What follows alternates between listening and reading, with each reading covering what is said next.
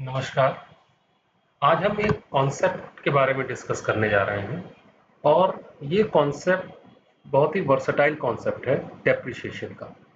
तो डेप्रिसिएशन होता क्या है? बेसिकली जब हम कोई प्रोडक्ट को लेते हैं तो काफ़ी समय के बाद उसमें वियर एंड टियर होने लगता है और उसकी वैल्यू कम होने लगती है। तो हम जो डिस्कस करने जा रहे हैं कि अगर land and building asset class में अगर जो बिल्डिंग में डेप्रिसिएशन हो रहा है उसको हम कैसे कैलकुलेट करेंगे। यहाँ हम दो मेथड ऑफ डेप्रिसिएशन डिस्कस करने जा रहे हैं। एक मेथड है स्ट्रेट लाइन मेथड और दूसरा मेथड है सिंकिंग फंड मेथड। तो we are going to discuss this method and the straight line method. Okay, so बाकी मेथड भी डेप्रिसिएशन के हैं, जैसे direct appraisal method, return down value method, WDV method, constant percentage method, वो हम बाद में डिस्कस करेंगे। आज का जो हमारा डिस्कशन का पॉइंट है, हम पहले डिस्कस करेंगे स्ट्रेट लाइन मेथड क्या होता है और ये कैसे कैलकुलेट होता है, और उसके बाद हम करेंगे सिंकिंग फंड मेथड कैलकुलेशन, और बाद में हम दोनों डेप्रिसिएशन मेथड को, स्ट्रेट लाइन और सिंकिंग फंड मेथड को कंपेयर करेंगे और कुछ ऑब्जर्वेशन देखेंगे कि दोनों में क्या की डिफरेंस है और क्यों इम्पोर्टेंट है। तो सबसे पहले हम आते हैं स्ट्रेट लाइन मेथड में। तो straight line method depreciation calculate करने का फॉर्मूला बहुत सिंपल है, that is the depreciation equal to age upon life 100 minus salvage value. यहाँ हम एक सैंपल क्वेश्चन करते हैं। सपोज किसी बिल्डिंग की एज 20 साल है और total life of the building is 60 years, और हम ये मान ले रहे हैं कि आफ्टर 60 ईयर जो सॉल्वेज वैल्यू रही बिल्डिंग की, सॉल्वेज वैल्यू मीन्स जब बिल्डिंग की लाइफ ओवर हो जाती है जो भी उसकी वैल्यू होती है without dismantling, that is consider to be a salvage value. हम मान लेते हैं 10% सॉल्वेज वैल्यू। तो इस फॉर्मूले में पुट करने के बाद, इस फॉर्मूले में रखने के बाद जो स्ट्रेट लाइन मेथड से डेप्रिसिएशन की वैल्यू आती है वो है लगभग 30%। ये हमने एक सिचुएशन से कैलकुलेट किया। अगर बिल्डिंग की एज 60 ईयर्स, इफ बिल्डिंग की एज 20 ईयर्स है और total life of the building 60 year है, तो हमारा डेप्रिसिएशन स्ट्रेट लाइन मेथड से 30% आता है। अब हम बात करते हैं एक और मेथड की जो सिंकिंग फंड मेथड है। सिंकिंग फंड मेथड को अगर आप ध्यान से देखें तो इसके दो कंपोनेंट हैं। इसके दो कंपोनेंट है एस एंड ए। जो एस है ये सिंकिंग फैक्टर को कैलकुलेट करता है। एक फैक्टर होता है सिंकिंग फैक्टर जो n, total life of building में, total life of the building पे डिपेंड करता है। तो पिछले केस में हमने माना था total life of the building है 60 ईयर्स। ओके, और एक फैक्टर ए होता है जो बिल्डिंग की एज पे डिपेंड करता है। बिल्डिंग की एज पिछले केस में हमने माना था 20 ईयर्स, और हम एक और फैक्टर है, एक और पैरामीटर है आर, हम इसको आर को अभी हम कैलकुलेट कर रहे हैं 5%। केवल कैलकुलेशन के लिए आपको एक सैंपल दिखा रहे हैं। तो हमने इस फॉर्मूले में एस की वैल्यू कैलकुलेट की, मैं फॉर्मूले में रख के हमने एस की वैल्यू कैलकुलेट की। तो एस की वैल्यू आ रही है 0.0283 और हमने ए की वैल्यू कैलकुलेट की।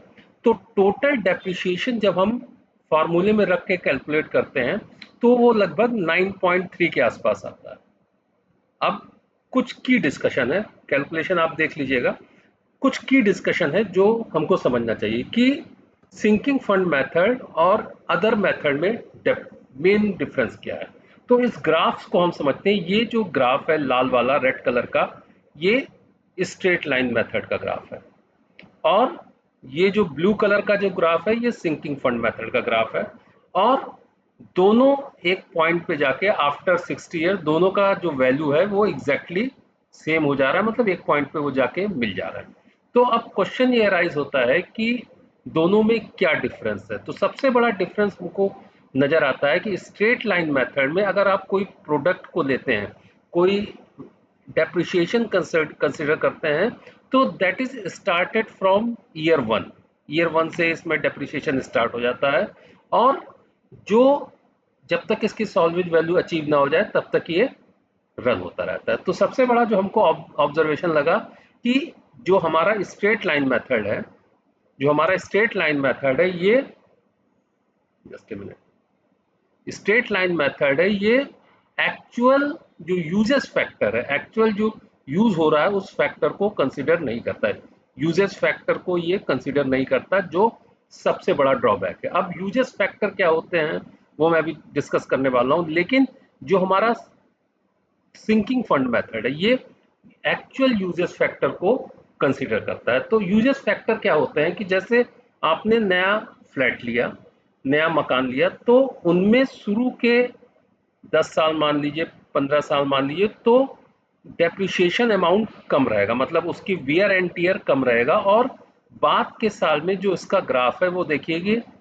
थोड़ा स्लोपी हो जा रहा है, मतलब ये स्लोप ज्यादा हो जा रहा है। तो बाद के ईयर में डेप्रिसिएशन ज्यादा होता है। तो ये बिल्कुल ट्रू केस है कि अगर आप कोई फ्लैट लेते हैं या मकान लेते हैं तो शुरू के ईयर्स में कोई डेप्रिसिएशन नहीं होता, या डेप्रिसिएशन होता है तो कम होता है, और बाद के साल में जब बिल्डिंग की एक एज हो जाती है, बिल्डिंग की एक लाइफ हो जाती है, तो डेप्रिसिएशन ज्यादा हो जाता है।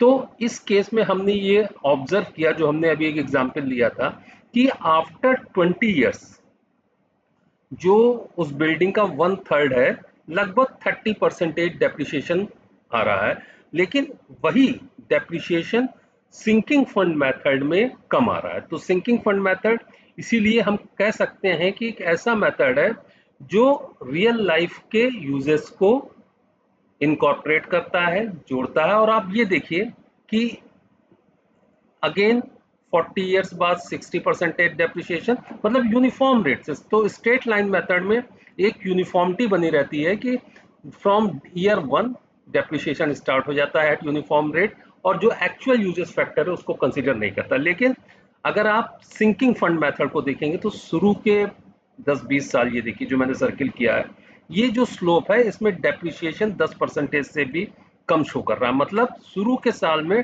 डेप्रिसिएशन कम हुआ और इसका रेट भी कम था। एक मैंने वर्ड यूज किया रेट, लेकिन बाद के साल में जो डेप्रिसिएशन है उसका रेट ज्यादा हो जाता है। तो इसको कैसे अगर हम ग्राफ से रिप्रेजेंट करना चाहें कि डेप्रिसिएशन को कैसे हम रेट में रिप्रेजेंट करेंगे, तो मैं एक छोटा सा ग्राफ बना रहा हूँ, एक सेकंड थोड़ा टाइम दीजिए। मैं एक छोटा सा ग्राफ बना रहा हूं, तो ग्राफ से आपको क्लियर हो जाएगा डेप्रिसिएशन रेट क्या होता है। तो हमने जो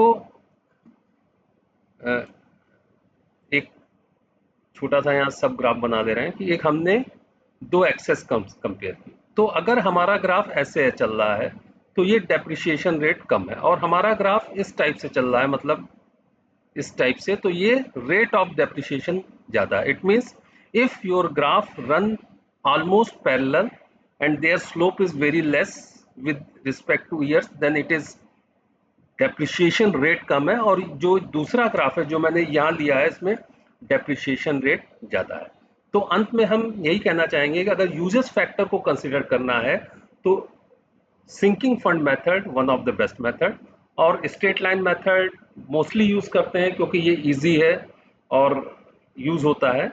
लेकिन अगर आप कंपेयर करें दोनों में तो यूजेस फैक्टर जो एक्चुअल यूज हो रहा है, जो लाइफ में एप्लीकेशन हो रहा है, वो सिंकिंग मेथड रिफ्लेक्ट करता है। धन्यवाद।